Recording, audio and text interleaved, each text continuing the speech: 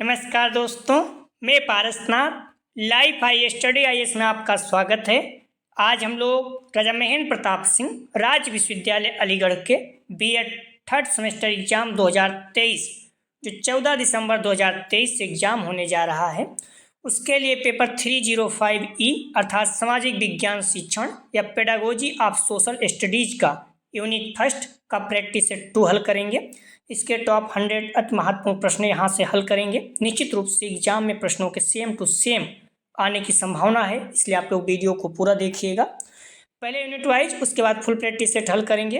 यह पेपर 50 अंक का होगा, 75 प्रश्न दिया रहेगा, 65 प्रश्न हल करना होगा आप लोगों को। समय 2 घंटे अर्थात 120 मिनट का होगा। इस पेपर में पास होने के लिए आप लोगों को कम से कम 20 अंक प्राप्त करना होगा अर्थात 26 प्रश्न सही करना होगा। दोस्तों, प्रश्नों पर आएँ, लेकिन उससे पहले प्लीज़ आप लोग वीडियो को ज़्यादा से ज़्यादा शेयर कीजिए, इससे सभी लोगों को लाभ हो सके। यदि आप लोग को चैनल सब्सक्राइब नहीं किए हैं अभी तक, तो प्लीज़ चैनल को सब्सक्राइब कीजिए तथा वीडियो को लाइक और शेयर जरूर कीजिए, इससे मोटिवेशन मिलता है। आइए देखते हैं प्रश्नों को। पेपर 305E अर्थात सामाजिक अध्ययन शिक्षण pedagogy of studies social studies, इसमें इतिहास, नागरिक शास्त्र, अर्थशास्त्र, भूगोल जो भी आपका है आप देख सकते हैं। क्लियर है आप? तो पेपर 305E अर्थात सामाजिक अध्ययन शिक्षण, इसमें इतिहास, नागरिक शास्त्र, अर्थशास्त्र, भूगोल सभी के पेपर एक जैसे ही रहेंगे। क्लियर? आपका कुछ भी हो। इसका पार्ट 2 हल करेंगे क्योंकि पार्ट 1 हम लोग हल कर चुके हैं। डिस्क्रिप्शन में लिंक दिया गया है, आप जाकर वहाँ से देख सकते हैं। लिंक आप प्ले लिस्ट BD 305, आप लोग ध्यान रखना यहाँ पर ई रहेगा।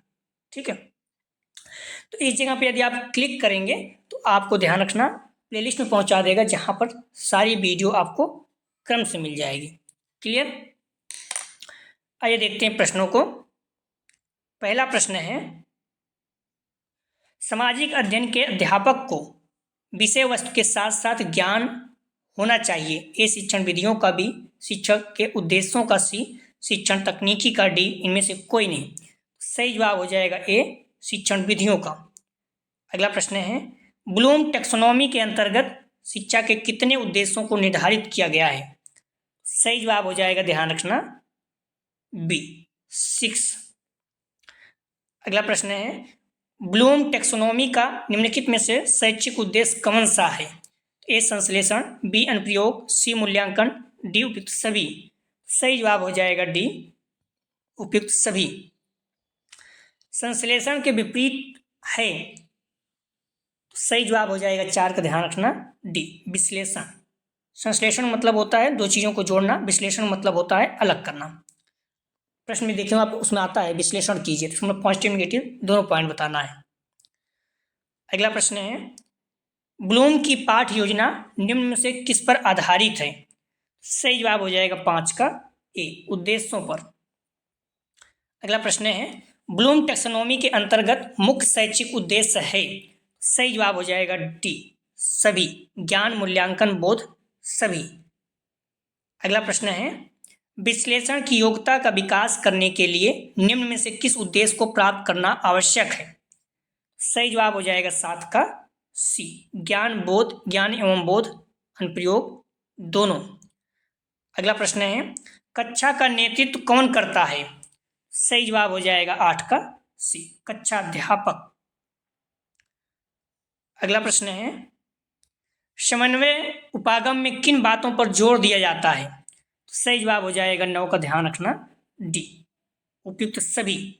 ज्ञान को रुचि तथा अनुभव के आधार पर ज्ञान की प्राप्ति में केवल विषयों का ही शिक्षा न देकर व्यवहारिक शिक्षा बच्चों को स्वयं अनुभव के आधार पर, डी, सही जवाब हो जाएगा। अगला प्रश्न है, निम्न में से कौन से उपागम में पाठ वस्तु की प्रत्येक इकाई एक दूसरे से परस्पर एवं समन्वित कार्यों पर आधारित होती है? सही जवाब हो जाएगा सी, चक्राकार। अगला प्रश्न है,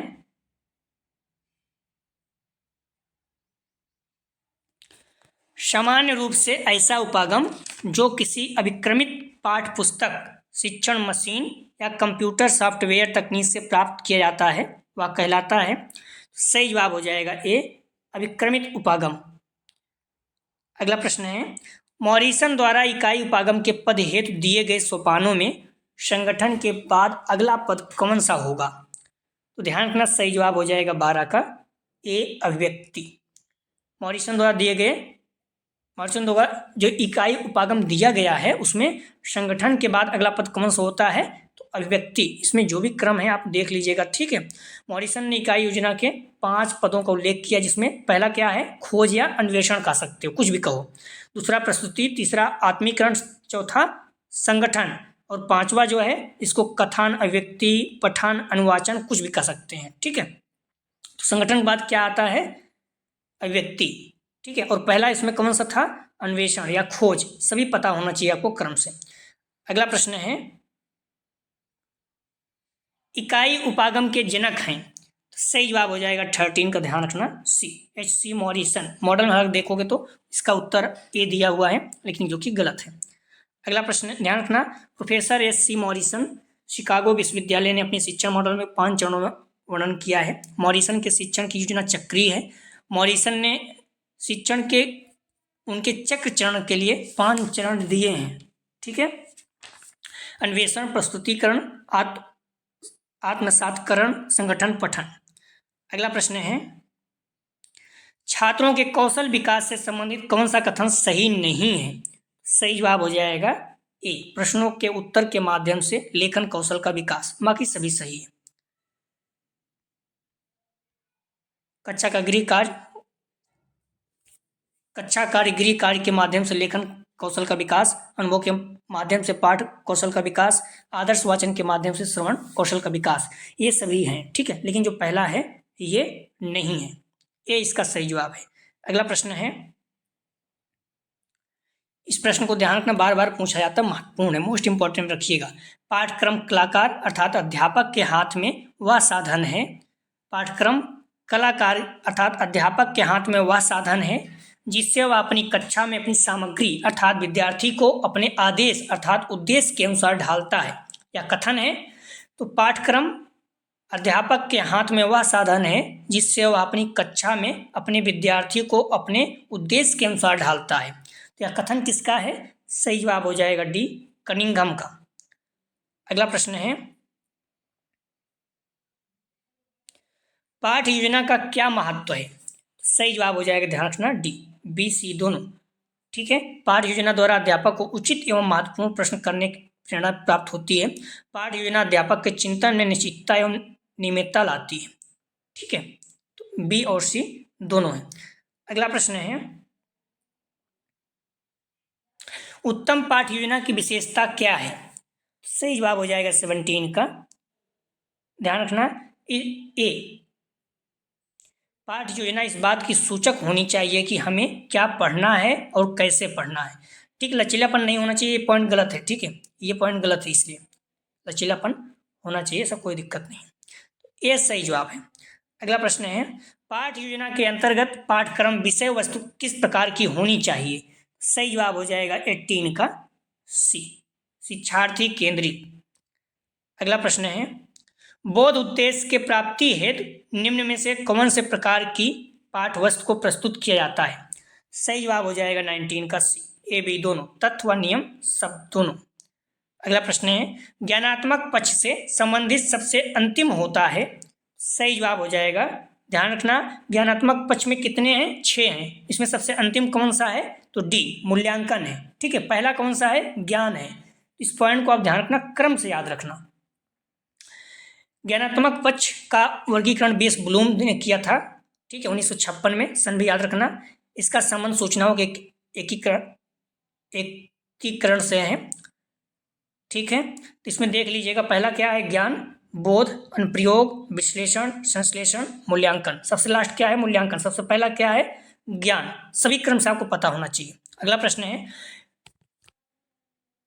कक्षा में शिक्षक का व्यवहार कैसा होना चाहिए। सही जवाब हो जाएगा सी, प्रजातांत्रिक। अगला प्रश्न है, सामाजिक अध्ययन का वह कौन सा अंग है जो हमें हमारे राष्ट्रीय उद्देश्यों से परिचित कराता है। सही जवाब हो जाएगा ए, नागरिक शास्त्र। अगला प्रश्न है, लोकतांत्रिक मूल्यों का स्पष्ट उल्लेख किसमें है। सही जवाब हो जाएगा सी, संविधान में। अगला प्रश्न है, सामाजिक अध्ययन की प्रकृति होती है। तो सही जवाब हो जाएगा सी, सामाजिक। मॉडल में देखेंगे तो सरकारी दिया है जो गलत है। सामाजिक अध्ययन मनुष्य और उसके भौतिक, सामाजिक, राजनीतिक, सांस्कृतिक और आर्थिक वातावरण का अध्ययन। अगला प्रश्न है, सामाजिक अध्ययन का क्षेत्र है ए संकुचित, बी संकीर्ण, सी व्यापक, डी उपयुक्त सभी। सही जवाब हो जाएगा सी, व्यापक। सामाजिक अध्ययन का क्षेत्र व्यापक है। अगला प्रश्न है, सामाजिक अध्ययन विषय लोगों में उत्पन्न करता है। तो सही जवाब हो जाएगा 26 का ध्यान रखना, ए सहयोग, बी सहकारिता, सी देश प्रेम, डी उपयुक्त सभी। तो सही जवाब हो जाएगा डी उपयुक्त सभी। अगला प्रश्न है, शिक्षा और पुस्तकें किस सूची में हैं। तो एजुकेशन किस सूची में है। सही जवाब हो जाएगा सी, समवर्ती सूची में। पहले राज्य सूची था, फिर बाद में समवर्ती सूची। समवर्ती सूची मतलब केंद्र और राज्य दोनों नियम बना सकते हैं इस पर, लेकिन ये दोनों टकराव होगा तो केंद्र सरकार की ही बात मानी जाएगी। अगला प्रश्न है, राज्यसभा के सदस्यों का कार्यकाल होता है। तो ध्यान रखना, सही जवाब हो जाएगा बी, राज्यसभा के सदस्यों का कार्यकाल कितना होता है, 6 वर्ष, लेकिन लोकसभा के 5 वर्ष। दोनों का ध्यान रखना, ठीक है। लोकसभा के सदस्यों का कार्यकाल कितना होता है, 5 वर्ष। अगला प्रश्न है, राष्ट्रपति का चुनाव कितने वर्ष के लिए होता है। सही जवाब हो जाएगा, ध्यान रखना, बी, 5 वर्ष के लिए। प्रधानमंत्री का भी, उपराष्ट्रपति का भी 5 वर्ष के लिए। अगला प्रश्न है, और राज्यपाल का भी 5 वर्ष के लिए, ठीक है। सिर्फ राज्यसभा के जो सदस्य होते हैं उन्हीं के 6 वर्ष के लिए होता है। अगला प्रश्न है, वर्तमान लोकसभा में निर्वाचित सदस्यों की संख्या है। तो सही जवाब हो जाएगा सी, 543। ध्यान रखना, 543 निर्वाचित है, ठीक है। इस पॉइंट को आप ध्यान रखना अच्छे से। हालांकि एंग्लो इंडियन 2 थे, 545 था अभी, क्योंकि जो एंग्लो इंडियन होते हैं उनको नियुक्त करते हैं, अभी तो वो भी हटा दिया गया, तो 543 ही मान के चलिए, ठीक है। वर्तमान में संसद में लोकसभा के तत्काल ताकत जो है 545 है, हालांकि 2 हटा दिया, 543 ही है। 530 जो है राज्य के प्रतिनिधित्व हैं, 13 जो है केंद्र सरकार के हैं, ठीक है। जैसे दिल्ली वगैरह 7 हैं, तो इसी तरह से जो केंद्र शासित प्रदेश हैं उनके 13 हैं, बाकी देशों के 530 है। टोटल कितने हो गए, 543, ठीक है। 2 राष्ट्रपति द्वारा नामित किए जाते हैं, हालांकि इसको जब हटा दिया गया तो 543 ही मानिएगा, ठीक है। सही जवाब इसका हो जाएगा सी, 543। अगला प्रश्न है, उत्तर प्रदेश का उच्च न्यायालय स्थित है। सही जवाब हो जाएगा डी, इलाहाबाद या प्रयागराज, कुछ भी आ सकता है। अगला प्रश्न है, संविधान के जनक कौन हैं। सही जवाब हो जाएगा, ध्यान रखना, सी, डॉक्टर भीमराव अंबेडकर जी। अगला प्रश्न है, लोकतंत्र का अंग है। ए विधायिका, बी कार्यपालिका, सी न्यायपालिका, डी उपयुक्त सभी। सही जवाब हो जाएगा डी, उपयुक्त सभी। विधायिका, कार्यपालिका, न्यायपालिका सभी। सामाजिक लोकतांत्रिक मूल्य है। सामाजिक लोकतांत्रिक मूल्य है, ए बच्चों और बुजुर्गों की देखभाल करना, बी वंचित समूहों से उत्पीड़न को खत्म करना, सी असमानता को रोकना, डी उपयुक्त सभी।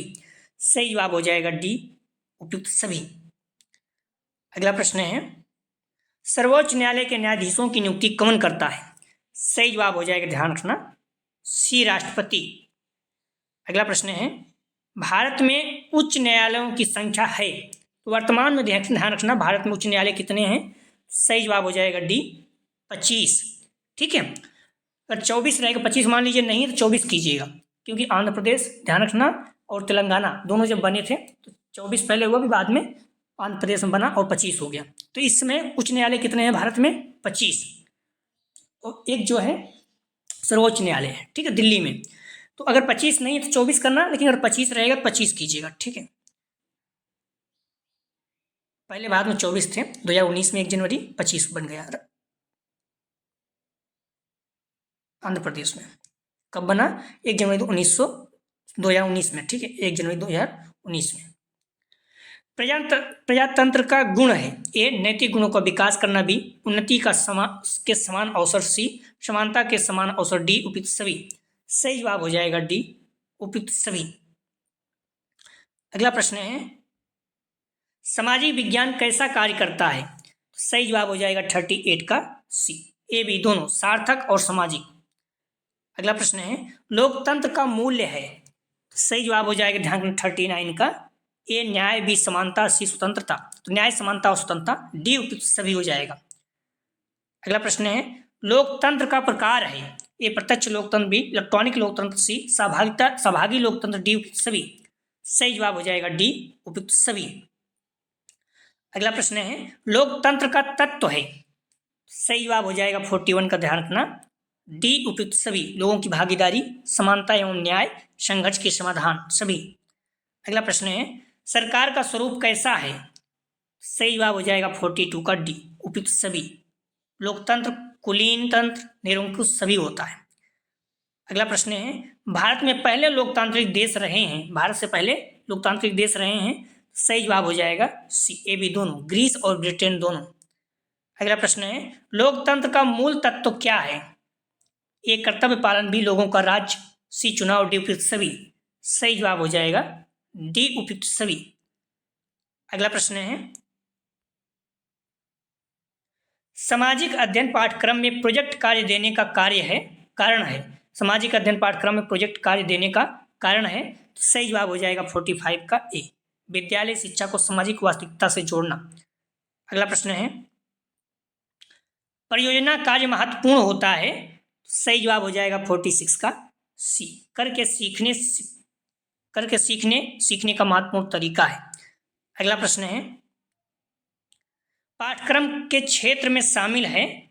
तो सही जवाब हो जाएगा 47 का सी, ए बी दोनों, विद्यालय की आंतरिक क्रियाएं, विद्यालय की बाह्य क्रियाएं। अगला प्रश्न है आदर्श पाठ योजना की विशेषता को प्रदर्शित करते हैं। ये भाषा की सरलता, बी उदाहरणों का प्रयोग, सी व्यक्तिगत पथ प्रदर्शन, डी उपयुक्त सभी। सही जवाब हो जाएगा डी उपयुक्त सभी।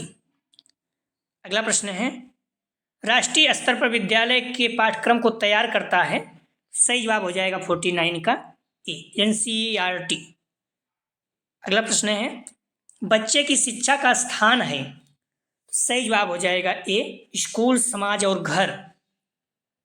अगला प्रश्न है कक्षा में शिक्षण कार्य होना चाहिए।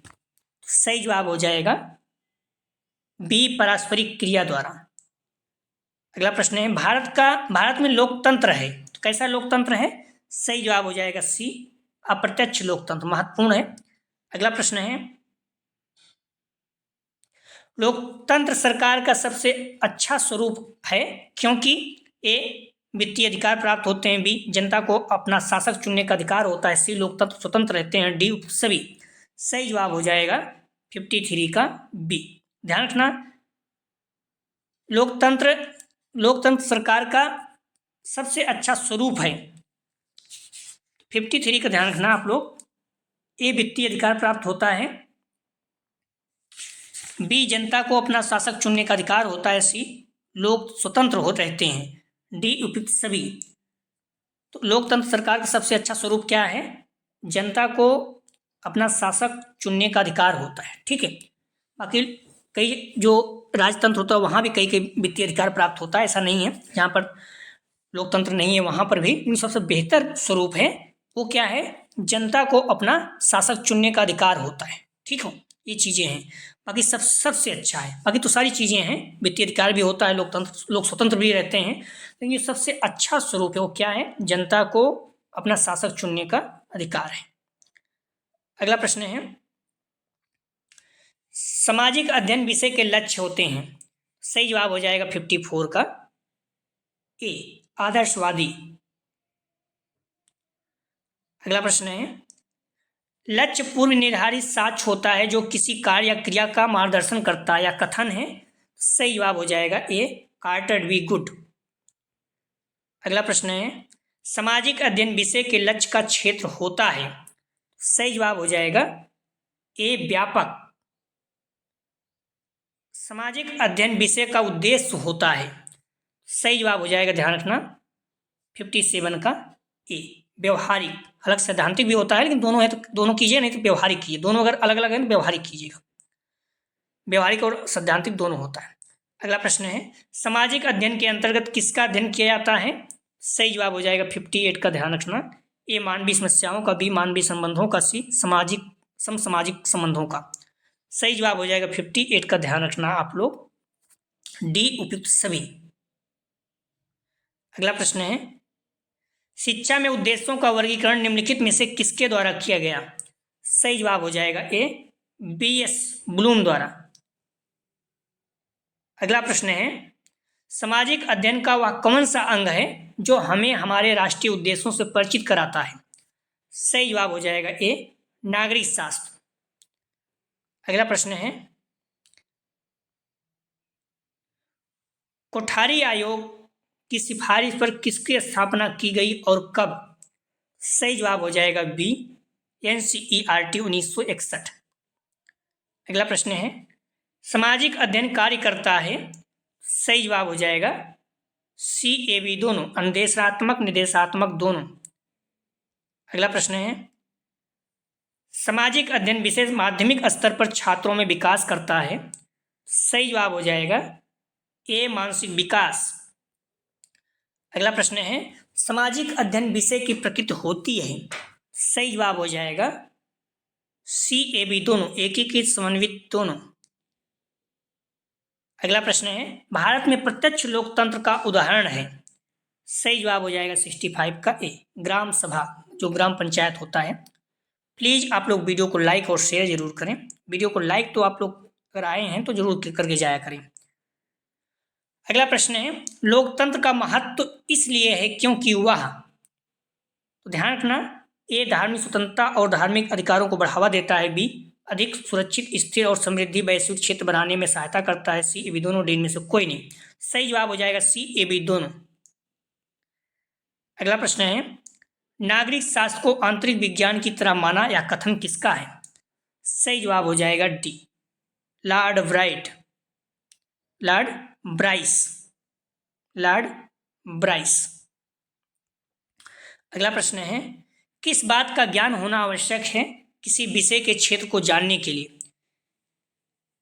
तो किस बात का ज्ञान होना आवश्यक है किसी विषय के क्षेत्र को जानने के लिए? ए, विषय की सीमाएं, बी, विषय की प्रकृति, सी, संबंधित विषय की विषय वस्तु, डी, उपयुक्त सभी। सही जवाब हो जाएगा, ध्यान रखना, डी, उपयुक्त सभी। अगला प्रश्न है, विद्यार्थियों को सिखाने के लिए दिशा निर्देश देने तथा अन्य प्रकार से उन्हें निर्देशित करने की प्रक्रिया को शिक्षण कहते हैं। कथन किसका है? सही जवाब हो जाएगा 69 का सी, रायंस का। अगला प्रश्न है, रायबर्न के अनुसार शिक्षण का बिंदु है। ए, पाठवस्तु, बी, शिक्षार्थी, सी, शिक्षक, डी, उपयुक्त सभी। सही जवाब हो जाएगा, ध्यान रखना, डी, उपयुक्त सभी। अगला प्रश्न है, एक कुशल नागरिक का गुण होना चाहिए। ये वैज्ञानिक दृष्टिकोण भी सहिष्णुता, सी, साझेदारी एवं बौद्धिक निष्ठता, सत्यनिष्ठा, डी, उपयुक्त सभी। सही जवाब हो जाएगा डी, उपयुक्त सभी। शिक्षण प्रेरणा, प्रोत्साहन एवं पथ प्रदर्शक की प्रक्रिया है या कथन किसका है? सही जवाब हो जाएगा ए, वर्ड का। अगला प्रश्न है, निम्न में से शिक्षण की विशेषता है। सही जवाब हो जाएगा डी, उपयुक्त सभी। शिक्षण एक त्रिमुखी है, शिक्षण एक तार्किक प्रक्रिया है, शिक्षण एक उद्देश्यपूर्ण प्रक्रिया है, डी, उपयुक्त सभी। मीडिया देश का कौन सा स्तंभ है? सही जवाब हो जाएगा डी, चतुर्थ है। कार्यपालिका, न्यायपालिका और विधायिका, तीन हो गए, और चतुर्थ जो है मीडिया है।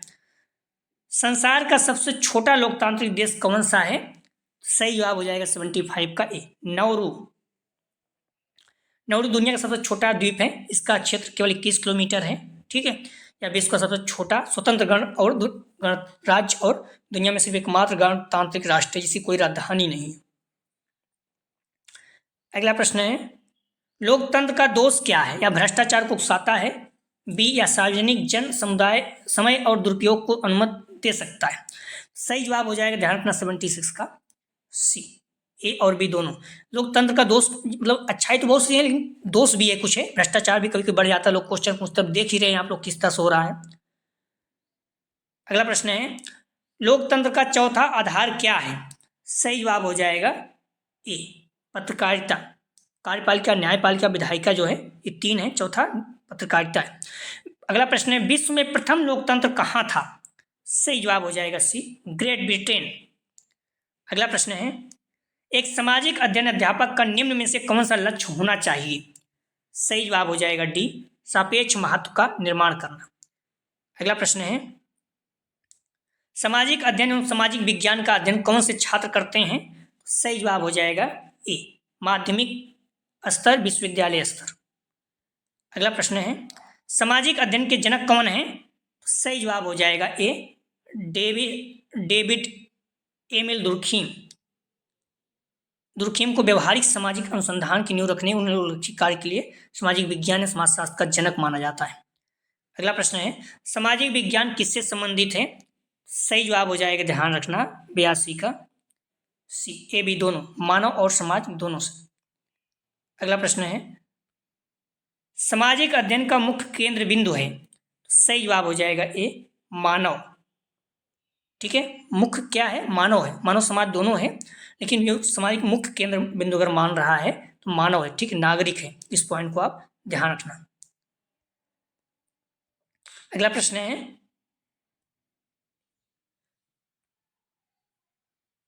सामाजिक अध्ययन किन दो शब्दों से मिलकर बना है?